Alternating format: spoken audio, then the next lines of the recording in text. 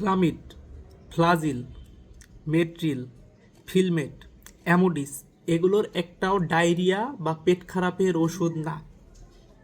এগুলো মেট্রোনিডাজল নামক এক প্রকার শক্তিশালী অ্যান্টিবায়োটিক, যেটা খাওয়ার একটা নির্দিষ্ট ডোজ আছে, নির্দিষ্ট শিডিউল আছে।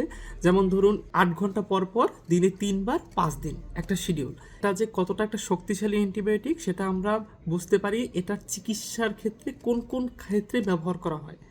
এটা ব্যবহার করা হয় নিউমোনিয়া, ব্রেইন অ্যাবসেস বা ব্রেইনে ফোড়া, লাং অ্যাবসেস বা লাঙে ফোড়া, gastric ulcer, diabetic food disease বা ডায়াবেটিকের কারণে মানুষের যে পায়ে আলসার হয়, প্রেগনেন্সিতে বিভিন্ন ইনফেকশনের ঝুঁকি, এই সব ক্ষেত্রে এই অ্যান্টিবায়োটিকটা ব্যবহার করা হয়। কিন্তু কার্ডিফ হসপিটালের একটা রিসার্চে দেখা গেছে যে এদেশের প্রায় 94.6% গ্যাস্ট্রিক আলসারের জীবাণু অলরেডি এই শক্তিশালী অ্যান্টিবায়োটিকটার বিরুদ্ধে রেসিস্ট্যান্স ডেভেলপ করে ফেলেছে।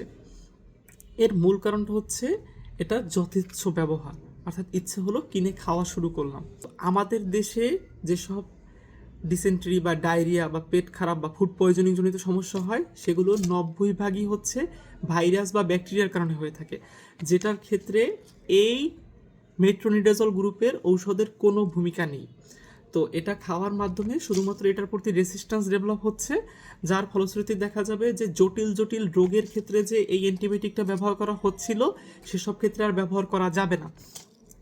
অতি সম্প্রতি আইডিসিআর একটা সমীক্ষা প্রকাশ করেছে যেখানে দেখা গেছে যে আইসিইউর শতকরা 41% রোগী বিভিন্ন অ্যান্টিবায়োটিকের প্রতি রেসিস্ট্যান্স।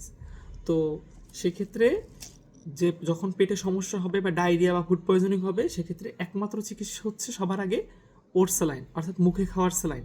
3 দিন পর্যন্ত শুধুমাত্র ওট স্যালাইন খেতে হবে।